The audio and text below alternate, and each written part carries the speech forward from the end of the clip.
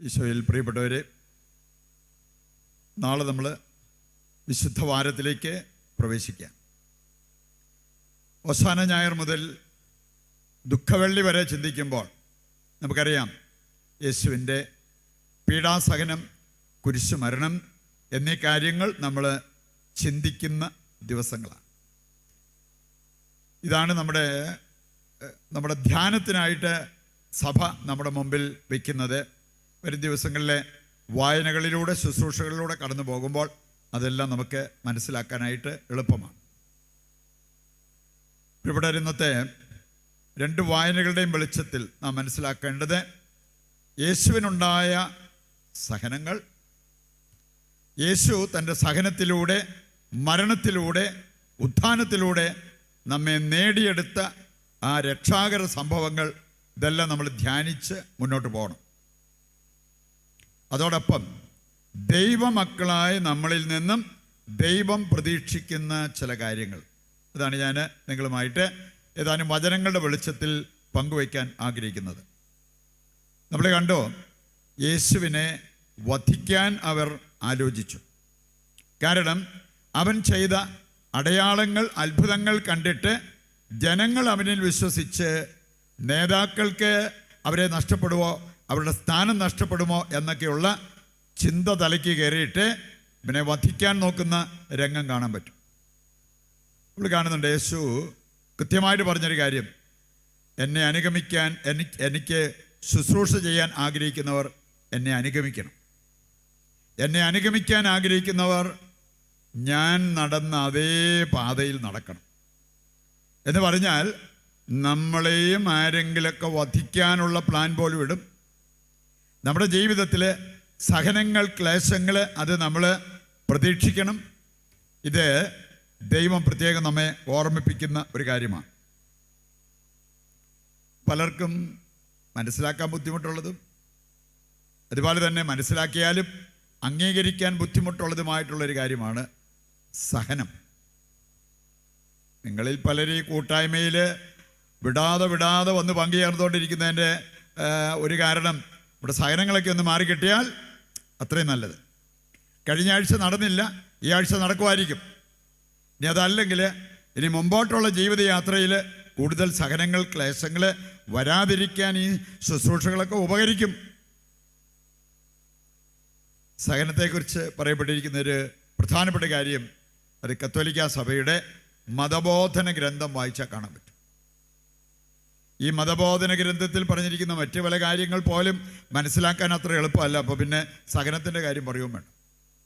പക്ഷെ നമ്മൾ മനസ്സിരുത്തി വായിച്ചാൽ, പഠിക്കാൻ ആഗ്രഹിച്ച് വായിച്ചാൽ, എൻ്റെ പ്രിയപ്പെട്ടവരെ, വിലപിടിപ്പുള്ള പലതും ഈ കത്തോലിക്കാ സഭയുടെ മതബോധന ഗ്രന്ഥം പ്രത്യേകിച്ച് സഹനത്തെക്കുറിച്ച് നമ്മളെ പഠിപ്പിക്കുന്നു. ഇത് വായിച്ചാൽ കാണാൻ സാധിക്കും. സഹനത്തെക്കുറിച്ച് പറഞ്ഞിരിക്കുന്നത് ഇങ്ങനെയാണ്: രക്ഷയുടെ അൾത്താര.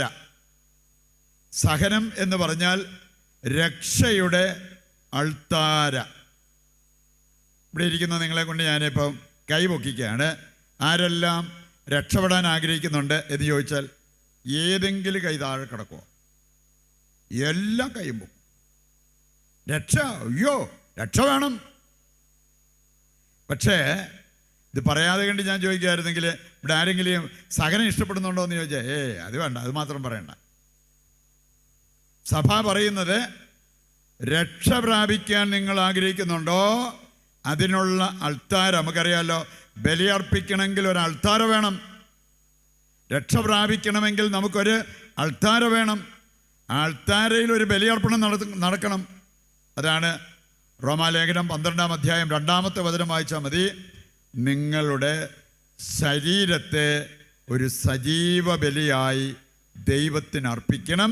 അതാണ് ദൈവത്തിന് ഏറ്റവും പ്രീതികരമായ ബലി. ശരീരത്തിൽ സഹനങ്ങൾ ഏറ്റെടുക്കാൻ മനസ്സില്ലാത്തവർക്ക് ഈ ബലിയർപ്പണം നടക്കില്ല. നിങ്ങളുടെ ശരീരത്തെ ഒരു ബലിയായി ദൈവത്തിന് അർപ്പിക്കണം. അത് നിങ്ങളെ രക്ഷയിലേക്ക് കൈപിടിച്ചുയർത്തും.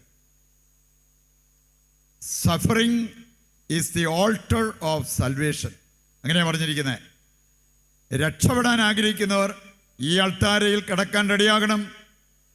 രക്ഷപ്പെടാൻ ആഗ്രഹിക്കുന്നവർ ഈ അൾത്താരയിൽ ഒരു ബലിയർപ്പണത്തിന് തയ്യാറാകണം.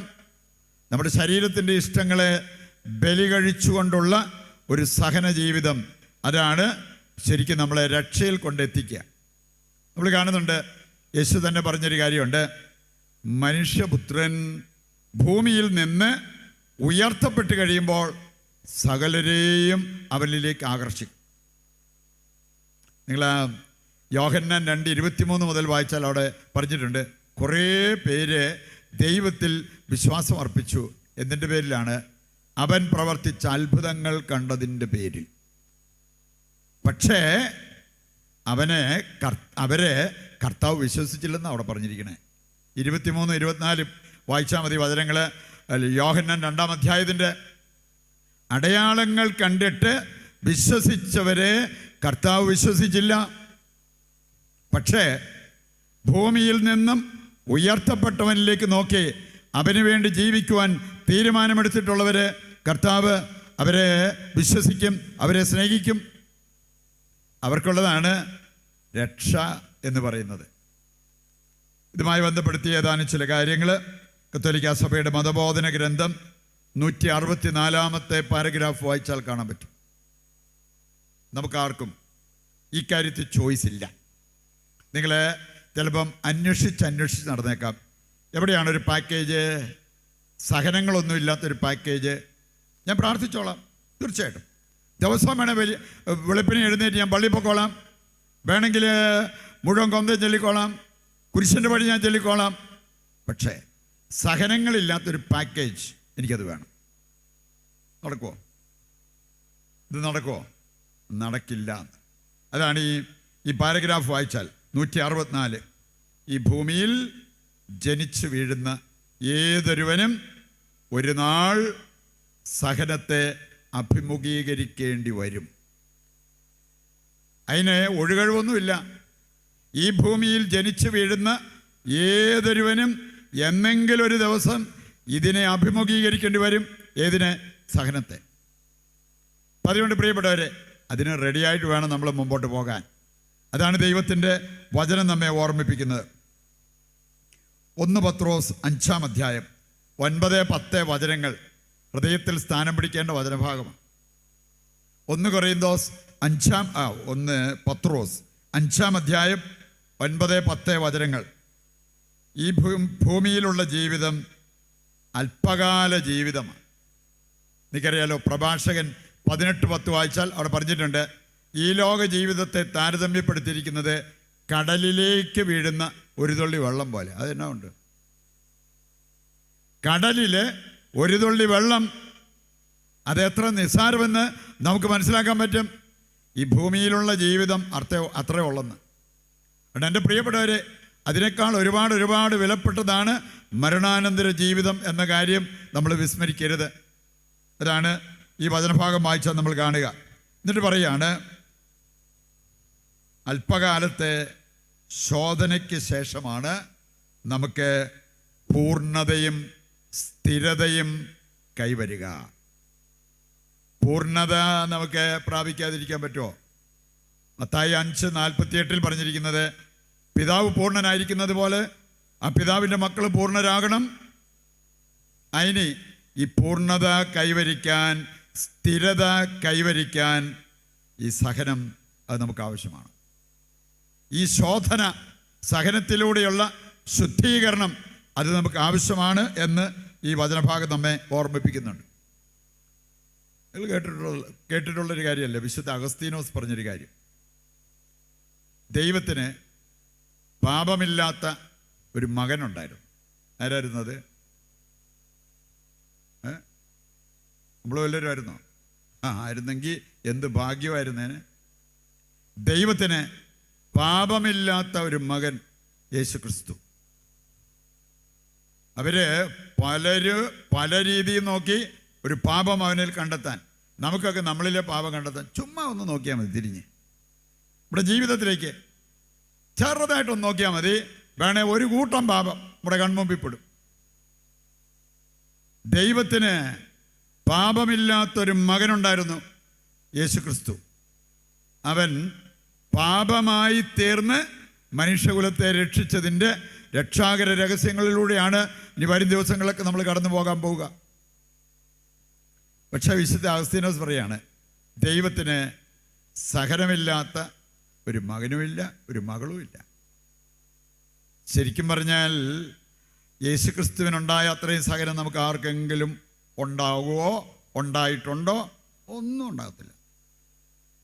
പരിശുദ്ധ കന്യാമറിയത്തിനുണ്ടായ അത്രയും വലിയ സഹനം ദൈവത്തിൻ്റെ പ്രിയപ്പെട്ട മക്കളായിട്ട് കാണാവുന്ന യേശുക്രിസ്തുവിൻ്റെ ജീവിതത്തിലേക്ക് നോക്കിയാൽ, മറിയത്തിൻ്റെ ജീവിതത്തിലേക്ക് നോക്കിയാൽ സഹനം അതിൻ്റെ പാരമ്യത്തിലെത്തുന്നത് നമുക്ക് കാണാൻ പറ്റും. പ്രിയപ്പെട്ടവരെ, അവരൊക്കെ തകരാതെ തളരാതിരുന്നതിൻ്റെ കാരണം അതുപോലൊരു സ്നേഹപാരമ്യം അവർക്ക് ദൈവത്തോടുണ്ടായിരുന്നു, പിതാവായ ദൈവത്തോട്. അതുകൊണ്ടാണ് അവിടെയൊക്കെ പിടിച്ചു നിൽക്കാനായിട്ട് അവർക്ക് സാധിച്ചത്. അതില്ലാത്തതായിരിക്കാം നമ്മുടെ തളർച്ചയുടെ പ്രധാനപ്പെട്ട കാരണം. പറയുണ്ട്, ഈ സഹനം നമ്മൾ ഓരോരുത്തരും നമ്മുടെ ജീവിതത്തിൽ എന്നെങ്കിലും അഭിമുഖീകരിക്കേണ്ട ഒരു യാഥാർത്ഥ്യമായിട്ട് നമ്മൾ എടുത്ത് മുമ്പോട്ട് പോകാൻ തയ്യാറാകണം. ഏതാനും വചനങ്ങൾ എടുത്താൽ, നമ്മൾ ക്രിസ്ത്യാനികളാണെങ്കിൽ ഈ വചനങ്ങൾ വിസ്മരിച്ച് നമ്മൾ ജീവിക്കരുത്. ഈ വചനങ്ങൾ നമ്മളെ പഠിപ്പിക്കുന്ന ഒരു കാര്യം, എല്ലാ സഹനങ്ങളും ലജ്ജാകരമല്ല. എല്ലാ സഹനങ്ങളും ലജ്ജാകരമല്ല. ചിലപ്പോൾ നിങ്ങളുടെ കുടുംബത്തിലുള്ളവരും നിങ്ങളുടെ അയൽവാസികളും നിങ്ങളോട് പറഞ്ഞിട്ടുണ്ടായിരിക്കാം, നിങ്ങൾക്കിനിയും ലജ്ജയില്ല പ്രാർത്ഥിക്കാൻ പോകാൻ. കാരണം നിങ്ങൾ ഞങ്ങളെക്കാളൊക്കെ എന്തുനേരം പ്രാർത്ഥിച്ചു, എന്നിട്ട് എന്തുകൊണ്ടാണ് ഞങ്ങളെക്കാൾ നിങ്ങൾക്ക് സഹനങ്ങൾ കൂടുതൽ? എന്തുകൊണ്ടാണ് നിങ്ങൾക്കൊന്ന് വേര് പിടിക്കാൻ പറ്റാത്തത്? എന്തുകൊണ്ടാണ് ഒരു സഹനം കഴിയുമ്പോൾ മറ്റൊരു സഹനം നിങ്ങളുടെ ജീവിതത്തിൽ വരിക? ഇങ്ങനെ വർത്തമാനം പറയുന്ന പലരും ഉണ്ടാവും. എൻ്റെ പ്രിയപ്പെട്ടവരെ, അവരുടെ വാക്കാണോ നിങ്ങൾക്ക് പ്രധാനപ്പെട്ടത്, അതോ ദൈവത്തിൻ്റെ വചനമാണോ? ദൈവത്തിൻ്റെ വചനമാണെങ്കിൽ ഏതാനും വചനങ്ങൾ ഹൃദയത്തിലേക്ക് ഏറ്റെടുത്താൽ മതി. പിന്നെ ഇതുപോലെ വർത്തമാനം പറഞ്ഞ് വരുന്നവരുടെ ആ സംസാരത്തിന് നമ്മൾ ഒരുപാട് പ്രാധാന്യം കൊടുക്കരുത്. അല്ലെങ്കിൽ ഈ അൾത്താരയിൽ കിടന്ന് രക്ഷയിലെത്താൻ നമുക്ക് സാധിച്ചെന്ന് വരില്ല. രക്ഷയുടെ അൾത്താര എന്ന് പറയുന്ന ആ സഹനത്തിൽ കിടക്കേണ്ടതുപോലെ കിടന്ന് മുമ്പോട്ട് പോകാൻ നമുക്ക് സാധിക്കാതെ വരും. മനുഷ്യരുടെ വാക്കുകളാണ് നമുക്ക് പ്രധാനപ്പെട്ടതെങ്കിൽ. 1 പത്രോസ് 4-ാം അധ്യായം അതിൻ്റെ 12 മുതൽ 16 വരെ ഒന്ന് വായിച്ചാൽ 2 കാര്യങ്ങൾ അവിടെ പറഞ്ഞിട്ടുണ്ട്. സഹനം വരുമ്പോൾ ഏതാണ്ട് അപ്രതീക്ഷിതമായ കാര്യം സംഭവിച്ച പോലെ നിങ്ങൾ പരിഭ്രമിക്കരുത്. മറ്റൊരു കാര്യം കൂടെ അവർ പറഞ്ഞിട്ടുണ്ട്, കർത്താവിൻ്റെ നാമത്തിൽ ക്രിസ്ത്യാനി എന്ന നിലയ്ക്ക് നീ സഹിക്കേണ്ടി വരുമ്പോൾ നീ അതിൽ ലജ്ജിക്കരുത്. അതുകൊണ്ടാണ് ഞാൻ പറഞ്ഞ്, എല്ലാ സഹനങ്ങളും ലജ്ജാകരമായ സഹനങ്ങളല്ല. നമ്മൾ സഹനങ്ങളെക്കുറിച്ച് ചിന്തിക്കുമ്പോൾ ഒരു 4 ലെയറിലുള്ള സഹനങ്ങളെക്കുറിച്ച് നമുക്ക് ചിന്തിക്കാൻ പറ്റും. അതിൽ ഒരു ലെയറിലുള്ള സഹനമാണ് ദൈവം അനുവദിക്കുന്ന രക്ഷാകര സഹനം. അത് ലജ്ജാകരമായിട്ട് കാണുന്നവന് ആത്മനാശം പോലും സംഭവിക്കും. രക്ഷാകര സഹനത്തെ രക്ഷാകര സഹനമായിട്ട് കാണണം, ലജ്ജാകരമായിട്ട് അതിനെ കാണരുത്. ഇന്ന് വേർതിരിച്ച് കാണാൻ പറ്റാതെ പോകുന്ന വ്യക്തികളെ നമ്മൾ കണ്ടെന്ന് വരും. എൻ്റെ പ്രിയപ്പെട്ടവരെ, ഈ 4 ലെയർ സഹനങ്ങളിൽ ഒന്നാമത്തെ സഹനമാണ് നമ്മുടെ പാപം മൂലം നാം വരുത്തി വെച്ച സഹനം. ഇതറിയാൻ വല്ല പാടുണ്ടോ? നിങ്ങൾ ആ സങ്കീർത്തനം 107 17 മുതൽ 20 വരെ ഒന്ന് വായിച്ചാൽ മതി. അവിടെ പറഞ്ഞിരിക്കുന്നത്, പാപകരമായ മാർഗങ്ങൾ പിന്തുടർന്ന് ചിലർ രോഗികളായി തീർന്നു. തങ്ങളുടെ അകൃത്യങ്ങൾ മൂലം അവർ ദുരിതത്തിലായി. അവർ എല്ലാ ഭക്ഷണ പദാർത്ഥങ്ങളെയും വെറുത്തു. അവർ മൃത്തികവാടങ്ങളെ സമീപിച്ചു. എന്തൊരവസ്ഥ! ഇതെല്ലാം വന്നത് പാപം മൂലം. ഇനി അവിടെ പറഞ്ഞിരിക്കുകയാണ്, ആ സാഹചര്യത്തിൽ അവർ കർത്താവിനോട് നിലവിളിച്ചപേക്ഷിച്ചു. അവിടുന്ന് വചനമയച്ച് അവരെ സൗഖ്യമാക്കി. ഏതായാലും ഒരു കാര്യം ക്ലിയറാണ്, പാപവും അതുപോലെ രോഗവും തമ്മിലുള്ള കണക്ഷൻ, ദുരിതവും അകൃത്യങ്ങളും തമ്മിലുള്ള കണക്ഷൻ. നമ്മുടെ സഹനം ഇതുമൂലം വന്നതാണോ എന്ന് കണ്ടുപിടിക്കുന്നത് നല്ലതാണ്. ആണെങ്കിൽ നിങ്ങൾ ഈ രോഗത്തിന് പ്രതിവിധി ആശുപത്രിയിൽ പോയി ചികിത്സ സ്വീകരിക്കുന്നതല്ല, അതിനേക്കാൾ കുറച്ചുകൂടെ നല്ല പ്രതിവിധി ആയിരിക്കും ഒരു നല്ല കുമ്പസാരത്തിന് നിങ്ങൾ പോകുന്നത്. പാപകരമായ മാർഗങ്ങൾ പിന്തുടർന്ന് ചിലർ രോഗികളായി തീർന്നു. എല്ലാവരും ആയിരിക്കണമെന്നില്ല, എല്ലാ രോഗികളുടെയും കഥ അതായിരിക്കണമെന്നില്ല. ചിലർ രോഗികളായി തീർന്നിരിക്കുന്നു. തങ്ങളുടെ അകൃത്യങ്ങൾ മൂലം അവർ ദുരിതത്തിലായി. അവർ എല്ലാ ഭക്ഷണ പദാർത്ഥങ്ങളെയും വെറുത്തു, മൃത്തികവാടങ്ങളെ സമീപിച്ചു. അപ്പോൾ അവർ കർത്താവിനോട് നിലവിളിച്ചപേക്ഷിച്ചു. അവിടുന്ന് വചനമയച്ചവരെ സുഖപ്പെടുത്തി. ഒരു നല്ല കുമ്പസാരം, നിലവിളിച്ചുള്ളൊരു പ്രാർത്ഥന നമ്മുടെ പ്രശ്നത്തിന് പരിഹാരമായി. രണ്ടാമതൊരു സഹനം, രണ്ടാമത്തെ ലെയർ സഹനം എന്ന് പറയുന്നത് സാത്താൻ കൊണ്ടുവരുന്ന സഹനം. എൻ്റെ പ്രിയപ്പെട്ടവരെ, അവൻ നമ്മുടെ ജീവിതത്തിൽ തടസ്സങ്ങൾ സൃഷ്ടിക്കാം. ചിലര് ഏതെല്ലാം മേഖലയിലാണ് തടസ്സങ്ങൾ നേരിടുക, മനസ്സ് മടുത്ത്. നിങ്ങൾ 1 തെസ്സലോനിക്ക 2:18 ഒന്ന് വായിച്ചാൽ മതി. 1 തെസ്സലോനിക്ക 2:18 അവിടെ പറഞ്ഞിട്ടുണ്ട്. പൗലോസ് പറയാണ്, സഹോദരങ്ങളെ, തെസ്സലോനിക്കക്കാരെ, നിങ്ങളോട് എനിക്ക് താല്പര്യമില്ലാഞ്ഞിട്ടല്ല, നിങ്ങളെ സന്ദർശിക്കാൻ 1ലേറെ പ്രാവശ്യം ഞാൻ തീരുമാനമെടുത്തു. കാര്യങ്ങളെല്ലാം ഞാൻ ക്രമീകരിച്ചു. പക്ഷെ എനിക്ക് വരവ് നടന്നില്ല. എന്താ കാരണം പറഞ്ഞത്? സാത്താൻ എൻ്റെ യാത്ര തടസ്സപ്പെടുത്തി. അതുകൊണ്ട് എനിക്ക് വരാൻ പറ്റിയില്ല. എൻ്റെ പ്രിയപ്പെട്ടവരെ, നമ്മുടെയൊക്കെ ചില സഹനങ്ങളുടെ പിന്നിൽ പ്രവർത്തിക്കുന്നത് സാത്താനാണെങ്കിൽ അതിന് പരിഹാരം ഒരു ഡെലിവറൻസ് പ്രയർ, ഒരു ബന്ധന പ്രാർത്ഥന. ഇതൊക്കെ കഴിയുമ്പോൾ അതിൽ നമുക്ക് മോചനം കിട്ടാവുന്നതേ ഉള്ളൂ. വീണ്ടും നിങ്ങൾ മത്തായി 12:22 വായിച്ചാൽ, അന്ധനും ഊമനുമായ ഒരുവനെ കർത്താവ് സുഖപ്പെടുത്തിയത് എങ്ങനെയാണ്? സാത്താനെ ഒഴിപ്പിച്ച്. ലൂക്ക 13-ാം അധ്യായത്തിലൂടെ കടന്നു പോയാൽ 18 വർഷം കൂനി നടന്ന ഒരു സ്ത്രീയെ നേരെ നിർത്തിയത് എങ്ങനെയാണ്? സാത്താനെ ഒഴിപ്പിച്ച്. ഒരുപാട് സഹനത്തിൻ്റെ പിന്നിൽ സാത്താൻ്റെ കണക്കുണ്ടായിരിക്കാം. അതുകൊണ്ട് നമ്മൾ ദൈവത്തോട് ചേർന്ന് നിന്നാൽ ഒരു സാത്താനെ പേടിക്കേണ്ട കാര്യമില്ല. ദൈവത്തോട് ചേർന്ന് നിന്ന് ദൈവത്തിൻ്റെ സംരക്ഷണമുള്ളവരെ ഒരു സാത്താനും തോൽപ്പിക്കാൻ പറ്റില്ല എന്നുള്ളത് ദൈവവചനം നമ്മെ ഓർമ്മിപ്പിക്കുന്നുണ്ട്. 1 യോഹന്നാൻ 5:18 വായിച്ചാൽ അവിടെ പറഞ്ഞിരിക്കുന്നൊരു കാര്യമാണ്, യേശുക്രിസ്തുവിനുള്ളവരെ സാത്താന് തൊടാൻ പോലും പറ്റില്ല.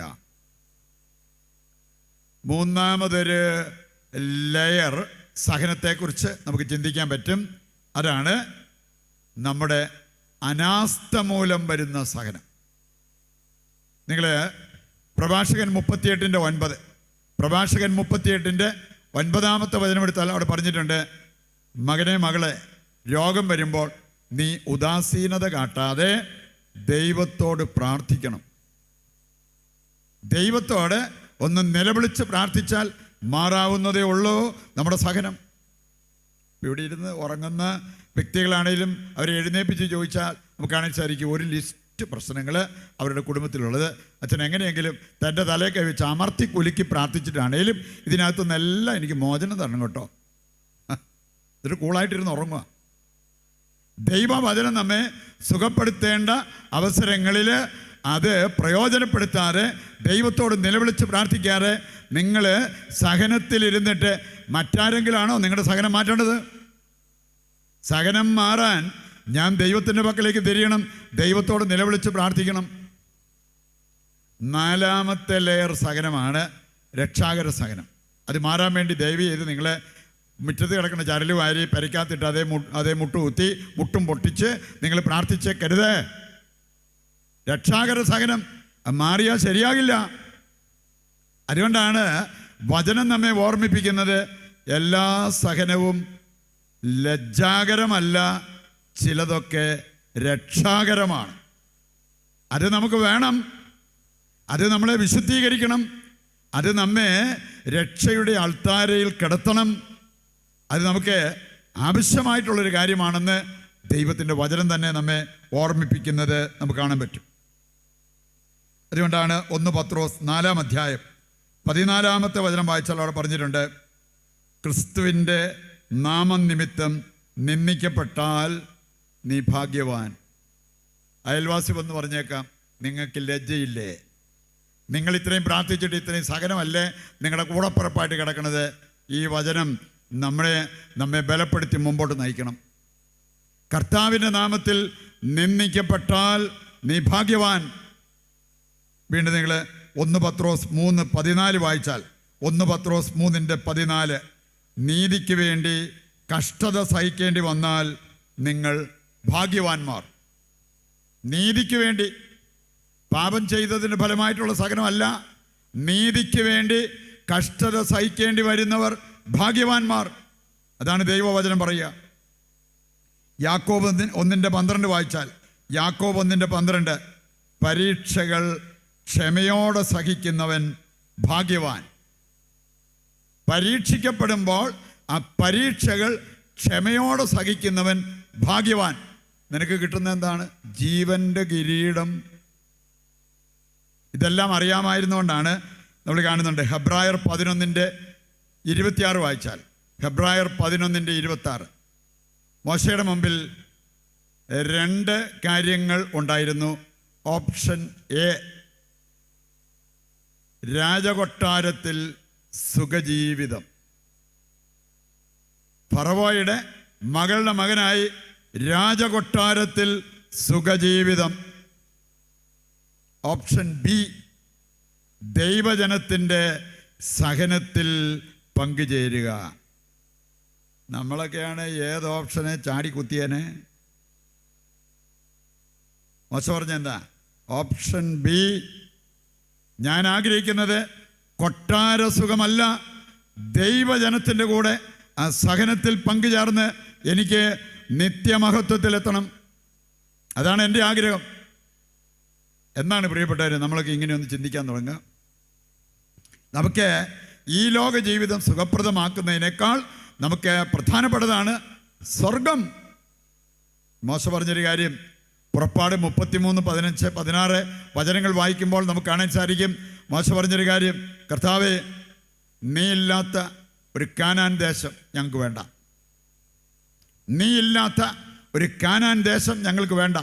നീ ഞങ്ങളുടെ കൂടെ വരുന്നില്ലെങ്കിൽ ഞങ്ങൾക്ക് അങ്ങോട്ട് പോകണ്ട. ഈ മരുഭൂമിയിൽ കല്ല് നിന്ന് കിടക്കണമെങ്കിൽ ഇവിടെ ഞങ്ങൾ അങ്ങനെ കിടന്നോളാം. ഇനി ഇവിടെ കിടന്ന് പട്ടിണി കിടന്ന് ദാഹം മൂർച്ഛിച്ച് മരിക്കണമോ? ഞങ്ങൾ മരിച്ചോളാം. നീ ഇവിടെ ഉണ്ടല്ലോ, അത് മതി. ഇന്ന് എത്ര ക്രിസ്ത്യാനികൾ ഈ കണ്ട ധ്യാനങ്ങളും പ്രാർത്ഥനകളും എല്ലാം കഴിഞ്ഞിട്ട് എത്ര ക്രിസ്ത്യാനികൾക്ക് പറയാൻ പറ്റും, ദൈവമില്ലാത്ത കോടികൾ എനിക്കത് വേണ്ട. ദൈവം അനുവദിക്കാത്ത ദൈവസ്നേഹം നമ്മളിൽ നിന്നും എടുത്തു കളയുന്ന പാപത്തിൻ്റെ സുഖം എനിക്കത് വേണ്ട. അതുപോലെ ദൈവത്തെ അടുത്തറിഞ്ഞതുകൊണ്ടും ദൈവത്തെ സ്നേഹിച്ചതുകൊണ്ടുമാണ് മോശയ്ക്ക് പറയാൻ സാധിച്ചത്, കൊട്ടാര സുഖമല്ല എനിക്ക് വേണ്ടത്, ദൈവജനത്തിൻ്റെ ആ സഹനത്തിൽ പങ്കുചേരുന്നതാണ്. പ്രിയപ്പെട്ടവർ, നിങ്ങൾ ദാനിയേലിൻ്റെ പുസ്തകം 1-ാം അധ്യായം, അവിടെ നമ്മൾ കാണുന്നുണ്ട്. ആദ്യ വചനങ്ങൾ വായിച്ചാൽ നമുക്ക് കാണാൻ സാധിക്കും, വേണമെങ്കിൽ രാജകൊട്ടാരത്തിൻ്റെ സുഖങ്ങൾ അനുഭവിച്ച് ജീവിക്കാൻ സാധ്യതയുണ്ടായിരുന്ന ചെറുപ്പക്കാര്, രാജാവ് കുടിച്ച വീഞ്ഞു കുടിക്കാൻ ചാൻസ്, രാജാവ് കഴിച്ച ഭക്ഷണം കഴിക്കാൻ ചാൻസ്. അവർ പറഞ്ഞു, വേണ്ട, ഞങ്ങൾക്കിത് വേണ്ട, സസ്യാഹാരവും വെള്ളവും. ഈ നോമ്പ് കാലത്ത് പോലും ചിലപ്പം അങ്ങനെ ഒരു പരിത്യാഗം അതെടുക്കുന്നതിനെക്കുറിച്ച് മനസ്സിൽ വരാത്ത ആൾക്കാരുണ്ട്. നോമ്പുകാര് ആകെപ്പാടെ എത്ര ദിവസമുണ്ട്? ഇനിയാണെങ്കിൽ ഒരാഴ്ച കഷ്ടിച്ച്, എന്നാൽ അല്പം ത്യാഗമെടുത്ത്, നമുക്ക് അല്പം സഹനമെടുത്ത് ഈ ഒരു വലിയ ആഴ്ച നമുക്കൊന്ന് വേണ്ടതുപോലെ ഒന്ന് ആചരിക്കാം എന്ന് മനസ്സിൽ വരുന്നില്ലെങ്കിൽ എൻ്റെ പ്രിയപ്പെട്ടവർ, നമുക്ക് എങ്ങനെ ആത്മീയ സമ്പത്തുണ്ടാവും?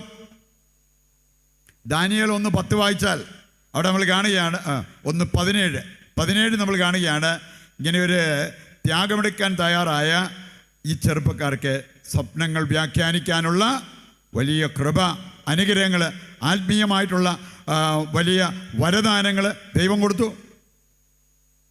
ദാനിയേൽ 10-ാം അധ്യായം വായിച്ചാൽ നമുക്ക് കാണാൻ സാധിക്കും, 3 ആഴ്ചക്കാലം രുചികരമായ ഭക്ഷണം കഴിക്കാതെ, സുഗന്ധലേപനം നടത്താതെ ത്യാഗോജ്വലമായിട്ട് ജീവിച്ച അവർക്ക് ദാവീദിന് ദൈവം കൊടുത്ത അനുഗ്രഹം, ദൈവത്തെ കാണാനും ആ ദൈവത്തെ കമിഴ്ന്ന് കിടന്ന് ആരാധിക്കാനുമുള്ള ഭാഗ്യം ലഭിച്ചു. പറയുണ്ട്, ദൈവത്തെയും ദൈവദൂതരെയൊക്കെ ഒന്ന് കാണാനും കേൾക്കാനും അനുഭവിക്കാനുമൊക്കെ ആഗ്രഹമുണ്ടെങ്കിൽ എൻ്റെ പ്രിയപ്പെട്ടവരെ, ശരീരത്തിൻ്റെ ഇഷ്ടമനുസരിച്ച് പോകാതെ സഹനത്തിൻ്റെ അൾത്താരയിൽ നമ്മുടെ ജീവിതം കാഴ്ചവെക്കണം. അതിന് നമ്മൾ തയ്യാറാകുമ്പോൾ മറുവശത്ത് ദൈവം നമ്മുടെ മേൽ വർഷിക്കുന്ന അനുഗ്രഹങ്ങൾ വളരെ വലുതാണ് എന്നുള്ളത് നാം മനസ്സിലാക്കിയിരിക്കേണ്ട ഒരു കാര്യമാണ്. നമുക്ക് ഏതാനും ചില കാര്യങ്ങൾ കൂടി നമ്മൾ ചിന്തിക്കുകയാണെങ്കിൽ സഹനത്തിൻ്റെ ചില സൽഫലങ്ങളെക്കുറിച്ച് വചന വെളിച്ചത്തിൽ കാണാൻ പറ്റും. ചിലതൊക്കെ നമ്മൾ ഇതിൻ്റെ ഭാഗമായിട്ട് നമ്മൾ കണ്ടു കഴിഞ്ഞു. റോമാലേഖനം 8:18 അറിയില്ലാത്ത ആരെങ്കിലും ഇവിടെ ഇരിപ്പുണ്ടോ? ഇതിനോടകം മനഃപ്പാടമാക്കിയിരിക്കുന്നതായ കാണാം. കാരണം ഞാൻ തന്നെ എത്രയോ പ്രാവശ്യം പറഞ്ഞിട്ടുണ്ട്. റോമ 8:18 വെളിപ്പെടാനിരിക്കുന്ന മഹത്വത്തോട് തുലനം ചെയ്യുമ്പോൾ ഇന്നത്തെ കഷ്ടത, ഇന്നത്തെ സഹനം എത്ര നിസ്സാരം. ഈ ചിന്തയുള്ളവര് അയ്യോ ഭാവി എനിക്ക് സഹനമാണ്, എനിക്ക് ഒന്നിനു പുറകെ ഒന്ന് ഇട്ട് സഹനമാണ് ഇങ്ങനെ പറഞ്ഞു നടക്കുമോ? ലീമായിലെ വിശുദ്ധ റോസ് പറഞ്ഞത്, സഹനത്തിൽ ഒളിഞ്ഞു കിടക്കുന്ന നിധി കണ്ടെത്തിയവരാരും ആ സഹനത്തെക്കുറിച്ച് പരാതി പരിഭവം പറയില്ല. നമ്മുടെയൊക്കെ കുഴപ്പം എന്നാന്ന് ചോദിച്ചാൽ നമ്മൾ വളരെ ഹ്രസ്വദൃഷ്ടികളാണ്. നാളെക്കുറിച്ചൊന്ന് ചിന്തിക്കാൻ നമുക്ക് പറ്റുന്നില്ല. ഇപ്പം എനിക്കെങ്ങനെ സൂഹിക്കാൻ പറ്റും? ഇന്നിപ്പം എൻ്റെ സുഖത്തിന് തടസ്സമായി നിൽക്കുന്ന സഹനം, അതാണ് എന്നെ അസ്വസ്ഥപ്പെടുത്തുക. വെളിപ്പെടാനിരിക്കുന്ന മഹത്വത്തോട് തുലനം ചെയ്യുമ്പോൾ ഇന്നത്തെ കഷ്ടത വെറും നിസാരം. 2 കൊറിന്തോസ് 4:17 വായിച്ചാൽ 2 കൊറിന്തോസ് 4:17 പറഞ്ഞിരിക്കുന്ന ഒരു കാര്യം, സഹനങ്ങൾ ക്ഷണികമാണ്, പക്ഷെ അതിനുള്ള പ്രതിഫലം അനുപമമായ മഹത്വം. നിങ്ങൾ കയ്യിലിരുന്ന പൈസ കൊണ്ട് ഫിക്സഡ് ഡിപ്പോസിറ്റൊക്കെ ബാങ്കിൽ കൊണ്ടിട്ടിട്ടുണ്ട്. എന്താ കാരണം? കൈ പിടിച്ചുകൊണ്ടിരിക്കണമെന്നും ഇടയ്ക്കിടയ്ക്ക് എടുത്ത് എണ്ണി നോക്കാനും ഒക്കെ എല്ലാവർക്കും ഇഷ്ടമാണ്. പക്ഷെ ഇത് ബാങ്കിൽ കൊണ്ടിടുവാണേലുണ്ടല്ലോ, കയ്യിൽ നിന്ന് കുറച്ച് നേരത്തേക്ക് മാറിയിരുന്നാലും നമുക്കറിയാം നല്ല പലിശയോടുകൂടി അതിങ്ങ് തിരിച്ചു കിട്ടും. ഇവിടെ പറഞ്ഞിരിക്കുകയാണ്, സഹനങ്ങൾ ക്ഷണികമാണ്, പക്ഷെ അതിനുള്ള പ്രതിഫലം അനുപമമായ മഹത്വം. അതാണ് 2 കൊറിന്തോസ് 4:17 വചനത്തിൽ നമ്മൾ കാണുക. മത്തായി 10:22 അറിയില്ലാത്ത ആരെങ്കിലും ഉണ്ടോ? മത്തായി 10:22 അവസാനം വരെ സഹിച്ചും ക്ഷമിച്ചും ജീവിതത്തിൽ മുന്നേറുന്നവർക്ക് ജീവന്റെ കിരീടം, രക്ഷയുടെ അനുഭവം, ആ രക്ഷ അവർക്ക് കൈവരിക്കാൻ സാധിക്കും. അതിന് അവസാനം വരെ സഹിച്ചും ക്ഷമിച്ചും നമ്മുടെ ജീവിതത്തിൽ മുന്നോട്ട് പോകാനായിട്ട് നമുക്ക് സാധിക്കണം. ഏതാനും വിശുദ്ധരെ സഹനത്തെക്കുറിച്ച് പറഞ്ഞതുകൂടി കണ്ടുകൊണ്ട് നമ്മൾ വിശുദ്ധ ബലിയർപ്പണം തുടരുന്നതാണ്.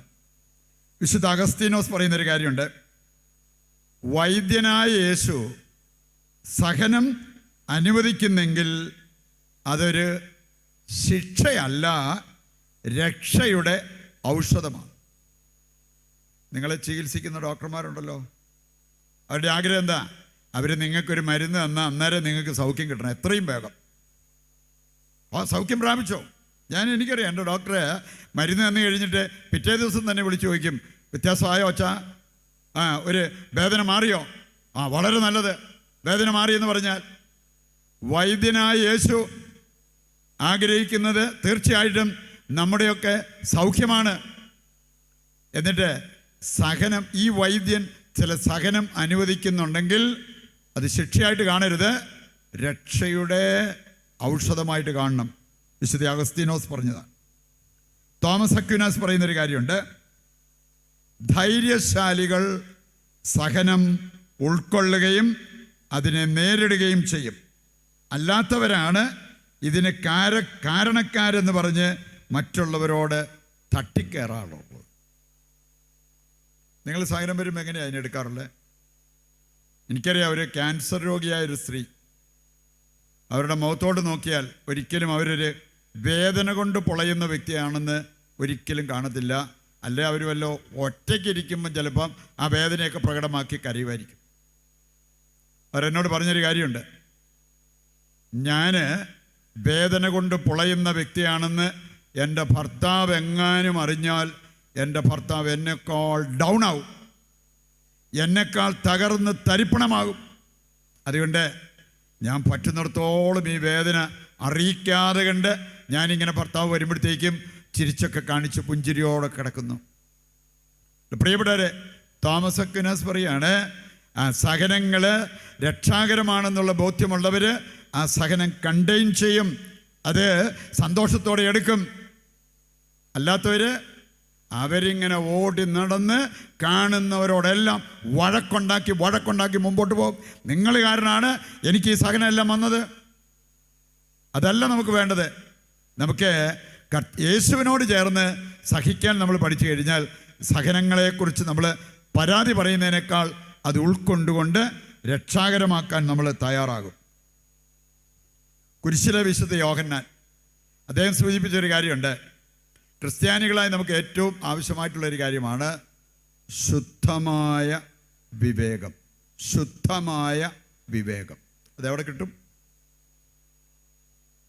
ഇവിടെ ഒരാൾ എനിക്ക് ഒരു എന്നാ ഈ അയമോദക ഗുളിക കൊണ്ട് ഇനി അതിൽ എഴുതിയിട്ടുണ്ട് കേട്ടോ, ഒറിജിനൽ അയമോദക സത്ത് ഗുളിക. പലരും അറിയാമായിരുന്നു ഇതല്ലാത്ത പല അയമോദക ഗുളികകളുണ്ട്. എൻ്റെ അച്ഛാ ഇത് അതിനേക്കാളൊക്കെ നല്ലതാണ്, ശുദ്ധമായത്. നമുക്ക് ആവശ്യമായിട്ടുള്ളത് ശുദ്ധമായ വിവേകം എവിടെ കിട്ടും? ശുദ്ധമായ സഹനം തരും. നമ്മുടെ സഹനത്തെ നമ്മൾ അശുദ്ധമാക്കരുത്. നമ്മുടെ സഹനത്തിൽ പരാതി പറഞ്ഞ് അതിൻ്റെ ശുദ്ധത നമ്മൾ കളയരുതെന്ന്. അങ്ങനെ സഹനം എടുക്കേണ്ടതുപോലെ നമുക്ക് എടുക്കാൻ സാധിക്കുകയാണെങ്കിൽ ശുദ്ധമായ വിവേകം അത് ശുദ്ധമായൊരു ക്രിസ്തീയ ജീവിതത്തിന് നമ്മെ സഹായിക്കും. വിശുദ്ധ കൊച്ചു ത്രേസ്യ, വിശുദ്ധ അൽഫോൻസ ഇവരെല്ലാം പറഞ്ഞൊരു കാര്യമുണ്ട്, എൻ്റെ സഹനത്തെക്കുറിച്ച് ഞാൻ പാടി നടന്നാൽ അതിൻ്റെ എല്ലാ ഗുണവും പോവും. നമുക്കൊരു ചിന്തയുണ്ട്, ഞാനിത് വല്ലവരോടൊക്കെ പറയുവാണെങ്കിൽ അവരോർത്തോളം എൻ്റെ ദൈവമേ ഒരു പാവം, എന്തേറെ സഹനത്തിലൂടെ അവർ കടന്നു പോകുന്നത്. സഹതാപം, മറ്റുള്ളവരുടെ സഹതാപം. അതിന് ആ സഹതാപത്തിന് വേണ്ടി പോകുമ്പോൾ നമുക്കതിൻ്റെ ഗുണം നഷ്ടപ്പെടും. അതുകൊണ്ടാണ് ഈ വിശുദ്ധനൊക്കെ തങ്ങളുടെ സഹനങ്ങളെക്കുറിച്ച് വിളിച്ചു കൂവി നടന്നില്ല. അത് ചെറുതോ വലുതോ ആകട്ടെ, നമ്മുടെ സഹനം നമ്മൾ പരസ്യപ്പെടുത്താൻ പരിശ്രമിക്കുന്നുണ്ടെങ്കിൽ അതിൻ്റെ ഗുണം പോയി. അതുകൊണ്ട് പ്രിയപ്പെട്ടവരെ, സഹനം പരാതി കൂടാതെ പരിഭവം കൂടാതെ ആരെയും അറിയിക്കാതെ കണ്ട് നല്ല മനസ്സോടെ എടുക്കുന്നവർക്ക് ആ സഹനത്തിൻ്റെ നേട്ടം അവരുടെ ജീവിതത്തിൽ ഉണ്ടാകും. വിശുദ്ധ അമ്മ ത്രേസ്യ പറഞ്ഞൊരു കാര്യമുണ്ട്, സഹനം അല്ലെങ്കിൽ ഈ സ്നേഹം, സത്യം, ഇങ്ങനെയുള്ള കാര്യങ്ങൾ സഹിക്കേണ്ടി വരും. നിങ്ങൾ സത്യസന്ധമായിട്ടൊന്ന് ജീവിച്ച് തീർച്ചയായിട്ടും നിങ്ങൾക്ക് സഹനം ഉണ്ടാവും. നിങ്ങൾ ശരിക്കൊന്ന് ദൈവത്തെയും മറ്റുള്ളവരെയും സ്നേഹിക്കാൻ ഒന്ന് ഇറങ്ങിത്തിരിച്ച് ഇഷ്ടംപോലെ സഹനങ്ങളുണ്ടാവും. അമ്മ ത്രേസ്യ പറയാണ്, സഹിക്കേണ്ടി വരും, പക്ഷേ അതേ വിജയം വരിക്കത്തുള്ളൂ. വിജയം വരിക്കുന്നത് നുണയല്ല, വ്യാജമല്ല.